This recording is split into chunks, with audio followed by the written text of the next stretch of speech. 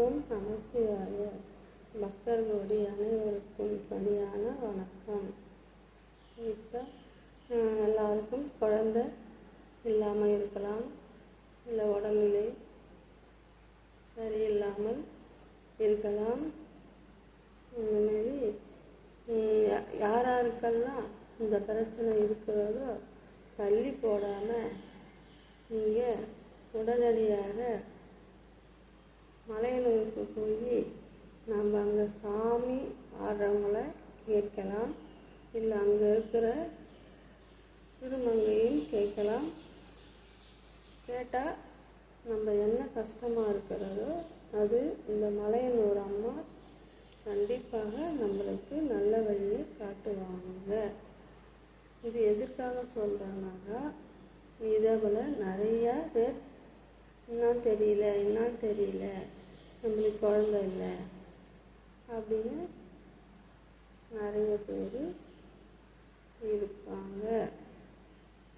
அதனால் நம்ம இதை அனாவசியமாக நினைக்க வேண்டிய வேலை தேவையில்லை.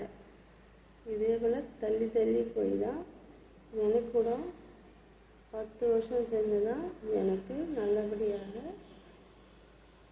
எனக்கு ஒரு வாய்ப்பை கொடுத்தாங்க அந்த அம்மா. எங்கள் அம்மா சொல்லுவாங்க, என்னமோ உனக்கு யாரையும் ஏதோ செஞ்சுருக்காங்களா என்னன்னு தெரியல, அதனால் உனக்கு இப்படி ஆகிட்டு இருக்குது, உடம்பு சரியில்லாமல் ஆகிட்டு இருக்குது அப்படி சொல்லுவாங்க. அதே போல் நானும் மலையனூர் போய் வேண்டினேன். அதே போல் அந்த அம்மா எனக்கு கரெக்டாக நடத்தி வச்சாங்க. நம்ம மொட்டை போகிறோம்னு சொல்லலாம். அதே போல் நம்ம வேண்டிக்கிட்டோம்னாக்கா மொட்டை போகிறோம்னு சொல்லி வேண்டிக்கிட்டாங்க, கரெக்டாக எனக்கு நடந்தது.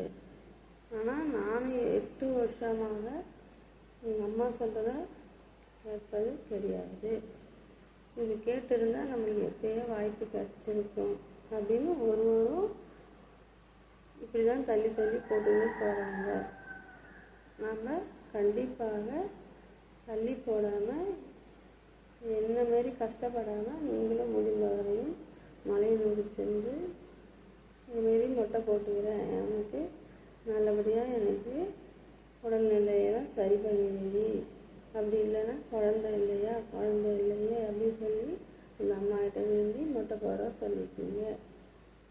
அதே போல் இது நிறைய நடந்த விஷயம். யாரும் இந்த வாய்ப்பை தள்ளி போடாதீங்க. நம்மளுக்கு அறியாமல் தெரியாமல் நம்ம இப்படியே போய்கொண்டு இருக்கோம். நம்மளுடைய வாய்ப்பு இதுதான் உண்மையான விஷயம். என்னன்னு தெரியல இதே போல் நிறைய பேர் சொல்கிற விஷயம் இதுதான். நானும் அப்படி தான் இருந்துட்டேன். அதனால் நீங்கள் மலையனூர் சென்று அம்மனர்களை நீங்களும் பெற்றுக்கொள்ளுங்கள். ஓம் நம சிவாய. திருவடியே சரணம். பக்தர்களுடைய அனைவருக்கும் பணிவான